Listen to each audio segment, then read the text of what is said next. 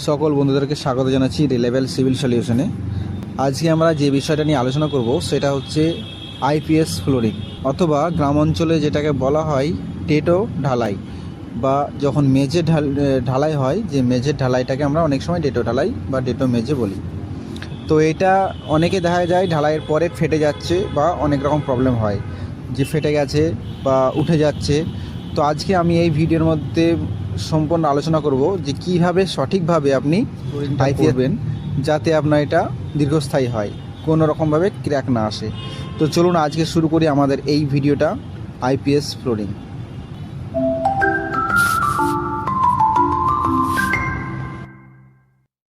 IPS, এই IPS ফ্লোরিংটা কি? IPS কথার অর্থ হচ্ছে ইন্ডিয়ান প্যাটার্ন স্টোন। কোথায় করি? বিভিন্ন রকমের কলকারখানা যে ফ্লোর, কলকারখানার যে ফ্লোর সেখানে করি, বাড়ি যে ফ্লোর, গ্রাউন্ড ফ্লোর সেটা করি, বা যেখানে আমাদের শৌখিন জায়গা বা সৌন্দর্য লাগানোর জন্য যেসব জায়গাগুলো আছে সেই সব জায়গাতে আমরা এগুলো করে থাকি। বিশেষত গ্রাম অঞ্চলে বা শহর অঞ্চলেও অনেকটা হয়ে থাকে, তবে ম্যাক্সিমাম গ্রাম অঞ্চলে দেখে থাকি বা আমরা দেখেছি সকলেই যে বাড়ির যে মেঝে বা বাড়ির যে মেন মেঝে, অর্থাৎ ব্যালকনি হোক বা বারান্দা হোক, সেই সবগুলোতে আমরা আইপিএস ফ্লোরিংটা করে থাকি। এর সুবিধাগুলো কি, কেন করি? এর সুবিধা এই যে এটা ক্ষয় রোধ করে, ফ্লোরটাকে দেখতে সৌন্দর্য বাড়ায় বা পোকার হাত থেকে রক্ষা করে, যেমন ওই পোকার হাত থেকে রক্ষা করে। টাইলস বা মার্বেল বসালে যে খরচ হবে সেই খরচের হাত থেকে রক্ষা করে। অর্থাৎ যদি আমরা আইপিএস ফ্লোরিং করি তাহলে এটা গ্লেজ এবং চকচকে ভাবটা উঠে ওঠে, মার্বেলের ফ্লোরের মতোই আমাদের গ্লোজটা পাই এবং খরচ কমের মধ্যে হয়ে যায়। সবথেকে বড় হচ্ছে কম খরচের মধ্যে হয়ে যায়। আইপিএস ফ্লোরিং করতে হলে আমাদের সঠিকভাবে করতে হবে, না হলে ক্র্যাক দেখা দিতে পারে। তো আপনি আইপিএস ফ্লোরিংটা কিভাবে করবেন সেটাই আমরা আলোচনা করব। অনেক আইপিএস ফ্লোরিং করার পর দেখা যায় যে ক্র্যাক এসছে বা ড্যামেজ হয়ে গেছে, এরকম প্রবলেম আমরা দেখেছি।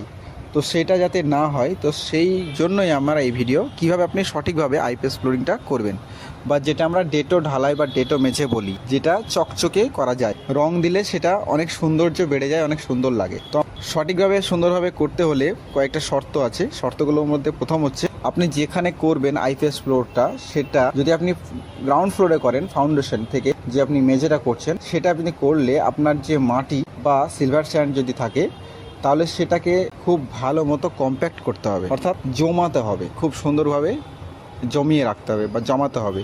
সে ধুরমুস দিয়ে হোক বা জল দিয়ে হোক, সেটাকে যেন সঠিকভাবে জমে থাকে। বা তারপরে আপনাকে সোলিং করতে হবে, সেই সোলিংটা সুন্দরভাবে সোলিং করবেন। এবং যখন আপনি ঢালাই করবেন বা আইপিএস ফ্লোরিং যদি করতে চান, তাহলে সেটাকে খুব বেশি পরিমাণে কিউরিং করবেন, যাতে আইপিএস ফ্লোরিংয়ের যে সিমেন্ট সেটা যেন ব্রিক শোষে না নেয়।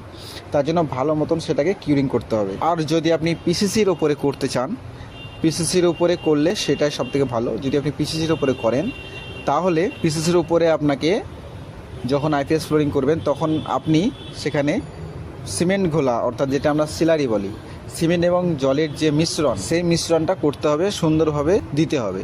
সেটা কীভাবে করবেন? মিশ্রণটা 2 কেজি পার স্কোয়ার মিটার, অর্থাৎ যদি আপনি 1 স্কোয়ার মিটারে আপনি ইউজ করেন, তাহলে 2 কেজি সিমেন্ট আপনি জলের সাথে মিক্স করে, সেই সিলারি তৈরি করে আপনি মিক্স করবেন। তাতে কি হবে, যে আইপিসিসির যে আপনার ঢালাইটা আছে এবং যেটা আপনি আইপিএস ঢালাই করবেন বা আইপিএস ফ্লোরিং যেটা করবেন, তার মধ্যে যে বন্ডিং সেটা যেন সঠিকভাবে হয়। এরপরে আপনাকে স্লোপ, আইপিএস ফ্লোর করতে গেলে আপনাকে স্লোপ মেনটেন করতে হবে, না হলে জল জমে থাকবে। জলটাকে যাতে বেরোয় সেই জন্য আপনাকে স্লোপ মেনটেন করতে হবে। যদি আপনার 10 ফুট রুম হয়, তাহলে 10 থেকে 15 mm আপনি স্লোপ রাখবেন, তাতে আপনার জলটা পরিষ্কার করতে সুবিধা হবে। আরও একটা মেন যে কাজ, সেটা হচ্ছে মানে যে প্যানেল বসাই আমরা বা বিট। আইপিএস ফ্লোর করলে দেখা যায় অনেক ক্র্যাক আসছে। যদি আপনি প্যানেল দিয়ে করেন বা প্যানেল বসিয়ে করেন, তাহলে কোনো সময় যদি কোনো কারণবশত ক্র্যাকটে, তো সেই অংশটা আপনি চেঞ্জ করতে পারবেন বা সেই অংশটা আপনি পরিবর্তন করতে পারবেন। প্লেট বা প্যানেল যদি দিই, তাহলে কি হয়, ক্র্যাকের সম্ভাবনা কমে যায়। প্লেট যেটা বলছি সেটা কী রকম হয়, কাঁচের একটা প্যানেল হয়, যেটা আপনার আইপিএস যে ফ্লোর সেটাকে 4 ফুট বাই 4 ফুট ভাবে ডিভাইড করে দেয়। প্রত্যেকটা রুম যদি আপনার 10 ফুট বাই 10 ফুট রুম হয়, সেটাকে 4 ফুট 4 ফুট করে ভাগ করে দেওয়া হয়। তো সেই প্যানেলটাকে আপনাকে সুন্দরভাবে বসাতে হবে, কাঁচের প্যানেল। অথবা যদি আপনি প্যানেল না বসান, তাহলে বিট করতে হবে। প্রত্যেকটা 4 ফুট বাই 4 ফুটের যে বক্স টাইপের করবেন, এবং সেখানে একটা করে বিট করবেন 10 mm এর। যে থিকনেস সেটা কত করবেন, সেটা করবেন 40 mm।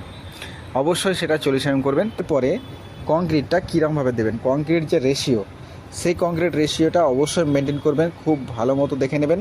কংক্রিটের রেশিও হবে 1:2:4 অথবা 1:1.5:3 এই অনুপাতে আপনি কংক্রিটের মিক্স করবেন। কংক্রিটের যে মিক্স করবেন তাতে যে আপনি স্টোন দেবেন বা পাথর দেবেন সেটা যেন 10 mm এর নিচে হয় বা 10 mm হয়। এখানে আপনার অবশ্যই মাথায় রাখতে হবে জল যেন বেশি না হয়। জল বেশি হলে আপনার ক্র্যাক হওয়ার সম্ভাবনা বেড়ে যায়। যখন আপনি আইপিএস ফ্লোরটা ঢালবেন বা কংক্রিটটা আপনি প্লেস করবেন আপনার এরিয়াতে, তখন সেখানে দেখবেন একটা ক্রিমি ভাব আসবে। সিমেন্ট এবং জলের একটা মিশ্রণে যে আপনার কংক্রিট থেকে একটা ক্রিমি ভাব আসবে, মানে আপনার সিমেন্ট ঘোলার একটা ভাব আসবে, সেটা দিয়ে আপনি ফিনিশ করবেন অবশ্যই। আর যদি বেশি জল হয়ে যায় সেক্ষেত্রে আপনাকে ড্রাই সিমেন্ট অথবা হার্ডনার দিয়ে সেটাকে মেনটেন করতে হবে। এইভাবে আপনি পুরো আইপিএস ফ্লোরটাকে ফিনিশ করবেন। দেখবেন এই আইপিএস ফ্লোরটা খুব সুন্দর হচ্ছে। যদি মনে করেন আপনি রং দিয়ে আপনি আইপিএস ফ্লোরটা সুন্দর করবেন বা সৌন্দর্য বাড়াবেন, সেক্ষেত্রে আপনার কিছু রং ইউজ করতে পারেন, যেমন লাল বা সবুজ, বিভিন্ন রকমের বাজারে রং এসে গেছে, সেগুলো আপনারা ইউজ করতে পারেন। এইভাবে আপনি আইপিএস ফ্লোর করলে অনেক ভালো আইপিএস ফ্লোর হবে এবং ফিনিশিং খুব সুন্দর হবে।